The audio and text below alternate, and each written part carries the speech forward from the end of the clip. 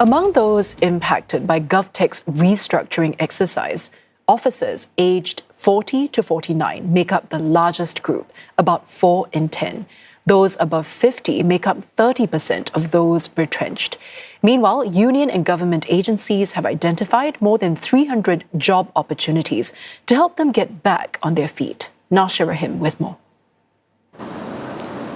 Last month, GovTech announced it had cut 93 jobs in the first stage of its transformation. The 2-year exercise will eventually affect up to 9% of its roughly 3,900-strong workforce. GovTech has also invested heavily in pilots and apprenticeships to retrain existing staff for new roles or to redeploy them. But there are limits to its pace and scale.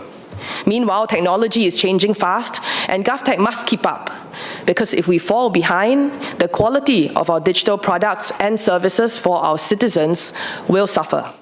Ms. Lau said GovTech will shorten the transition period for affected officers to avoid creating prolonged uncertainty and anxiety. And for 6 MPs later rose to express concerns.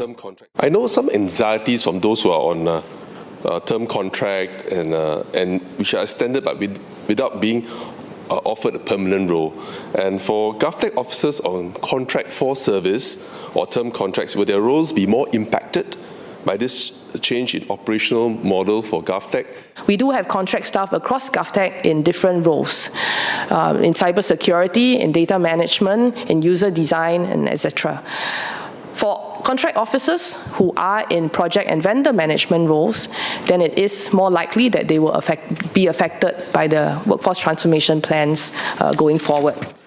Even as GovTech builds more products and operates them in-house, Ms. Lau stressed that vendors continue to play an important role, particularly as they bring specialized expertise. The agency is also hiring more roles like software engineers, data specialists, and cybersecurity experts. Why is it that even as the transformation was anticipated, they were not being able to kind of be repositioned for another role within the public service? I think for many of our affected officers, we also want to give them a chance to consider whether the conversion to these new roles is something they want to do, because their competencies and their skill sets are still in demand, both in other public service agencies as well as in the private sector.